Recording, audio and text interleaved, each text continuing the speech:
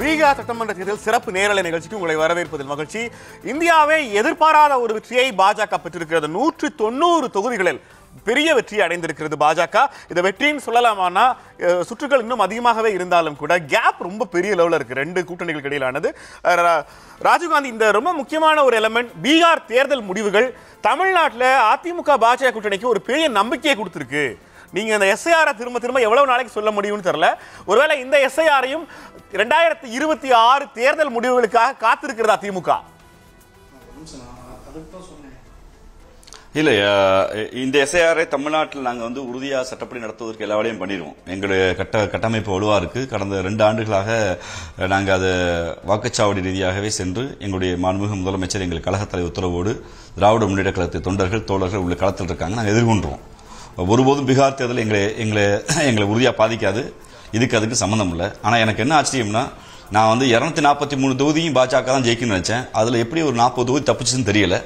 என்ன தேர்தல் வெற்றியை பெறுன்னு முடிவு பண்ண பின்னாடி கொஞ்சம் வச்சுட்டு மீதி 40 தொகுதியில் மட்டும் எப்படி ஆர்ஜேடி ஜெயிச்சுன்னு சொல்றதுக்காக வாதத்துக்காக வச்சிருக்காங்கன்னு நினைக்கிறேன்.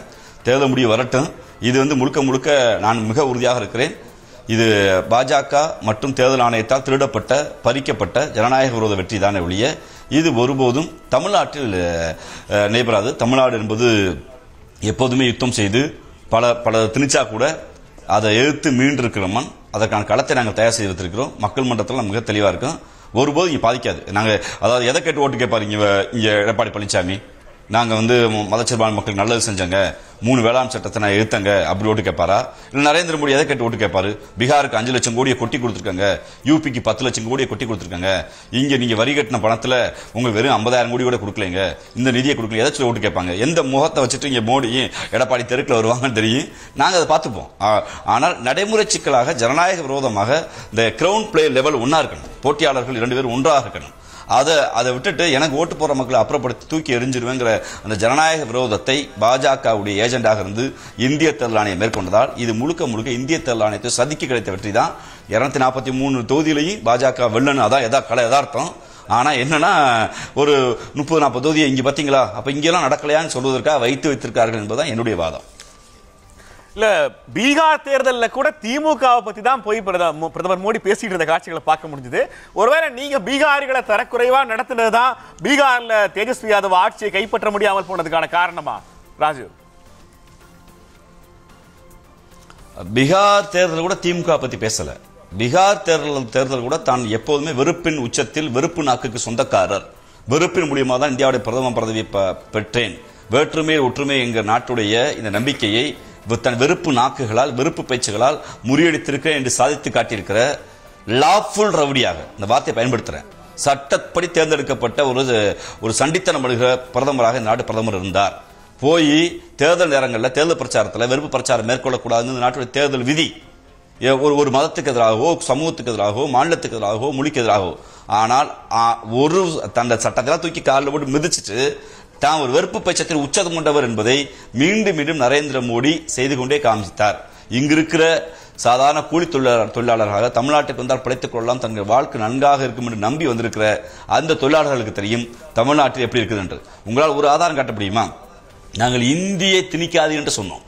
ஆனால் எங்கள் ஊருக்கு குடியேறி இருக்கக்கூடிய 30 லட்சம் 40 லட்சம் பீகாரி தொழிலாளர்களுக்கு எங்காவது இடத்தில் இங்க இருக்கக்கூடிய திமுக காரங்க அடிச்சாங்க, இல்ல தமிழ்நாட்டை சேர்ந்து அடிச்சாங்கன்னு உங்களால் ஆதாரம் காட்ட முடியுமா? நாங்கள் மனித வெறுப்பை போதித்தவர்கள். எங்கள் தத்துவம் யாதும் முறை யாவருங்களில் தான். இங்க யாருனாலும் வரலாங்க எங்க தத்துவம்.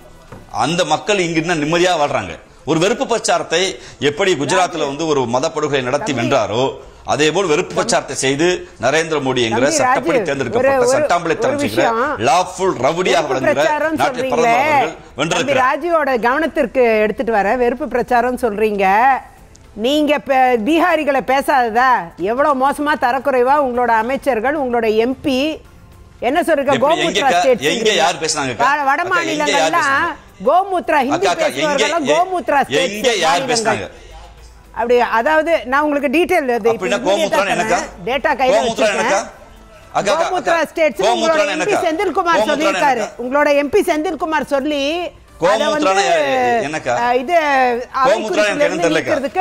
பாராளுமன்றத்தை நீக்கிறதுக்கு ஏற்பாடு செய்யப்பட்டிருக்கு. என்னன்னு தெரியலங்கறாப்ல ராஜு. கோமூத்திர ஸ்டேட்ஸ்னு பசுமூத்திரம் குடிப்பவர்கள் வாழக்கூடிய மாநிலம் அப்படின்னு சொல்லி பீகாரிகளை உட்பட நீங்க கேவலப்படுத்தியிருக்கீங்க. அதே மாதிரி உங்களுடைய அமைச்சர்கள் துரைமுருகனா இருக்கட்டும், அண்ணன் துரைமுருகன், அமைச்சர் திரு அன்பரசன், அமைச்சர் திரு KKSSR, அமைச்சர் திரு மூர்த்தி அவர்கள், அமைச்சர் திரு பொன்முடி அவர்கள், இவங்க எல்லாரும் எவ்வாறு வட மாநிலங்கள் குறித்தும் ஹிந்தி பேசுபவர்கள் குறித்தும் மிக மோசமான தரக்குறைவான வார்த்தைகளை சொல்லி இருக்கிறாங்கிறத டேட்டாவை நான் அப்படியே வீடியோவோட உங்களுக்கு போட்டு காமிக்கலாம். இவங்க அனுமதிச்சாங்கன்னா போட்டு காமிக்கலாம். பீகார் சரி ஒரிசா எலெக்ஷன்ல எப்படிங்க ஒரிசா எலெக்ஷன்ல அத பழைய கஞ்சி இலையில போட்டா ஓடி போயிடும், பழைய கஞ்சி குடிக்கணும் எப்படிங்க நீங்க நாட்டை கொடுக்கலாம் கேட்ட மாதிரியாக்கா? ஒரிசா எலெக்ஷன் நீங்க காலையில குடிக்க பழைய கஞ்சி இலையில ஊத்தி நிக்குமா?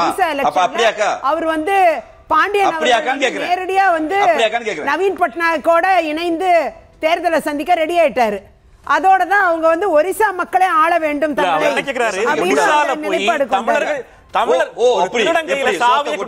அப்படின்னு தமிழ்நாட்டு ஆட்களை திருடர்கள் சொல்றது சரிதானா? திருடன் கையில சாவி கொடுக்கலாமா? இல்ல கோவில் சாவி காணா போயிட போது ஜாக்கிரதைன்னு சொல்லியிருக்காரு. ஒண்ணு தப்பு கிடையாது. அந்த வகையில வந்து இங்க தமிழ்நாட்டுல ஒரு பீகாரியோ இல்ல ஒரு ஒரிசாக்காரரோ வந்து ஆட்சி பண்றதுக்கு தமிழ் மக்கள் விட்டுருவாங்களா? அதையும் பாருங்க, தயவு செஞ்சு பாருங்க. நீங்க உங்க சேரை விட்டு கொஞ்சம் நகருங்களேன். திமுக உங்க சேரை விட்டு நகருங்க. நகர்ந்துட்டு ஒரு பீகாரிய கொண்டாந்து உட்கார வைங்க, இல்ல ஒரு ஒரிசாக்காரரை கொண்டாந்து உட்கார வைங்களேன். இங்கதான் உட்கார வச்சு பாருங்களேன். IAS ஆபீசர்ஸ் எத்தனை பேர் இருக்காங்களா? அதுல ஒருத்தரை கூப்பிட்டு நீங்க CM ஆகுங்கன்னு ஆக்குங்களேன், ஆக்கிதான் காமிங்களேன். உங்களால முடியுமா?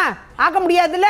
அப்படி இருக்கும்போது அதே மாதிரி ஒரிசால உள்ள மக்களும் பீகார்ல உள்ள மக்களும் அவங்களோட மக்கள் மாநிலத்து மக்கள் வரணும்னு ஆசைப்படுவாங்க CM. இதுல என்ன தவறு இருக்கு? ராஜு என்ன கேக்குறாரு, பீகார்ல போய் கும்முடி பூண்டியை தாண்டா தெரியாத திமுக பத்தி ஏன் பேசுறீங்கன்னு கேக்குறாப்ல. அப்படி பேச வேண்டிய அளவுக்கான காரணம் என்னன்னு கேக்குறாரு. நிச்சயமா பேச வேண்டிய அவசியம் இருக்கு. காரணம் திமுக இன்னைக்கு பீகாரிகளை மட்டும் கிடையாது, வட மாநிலத்தை சார்ந்தவர்கள் யாரா இருந்தாலும் தமிழ்நாட்டில் மோசமா கொச்சையா அவங்கள பத்தி தரக்குறைவா பேசுற இடத்துல திமுக தொடர்ந்து இருந்துகிட்டு இருக்கு. நீங்க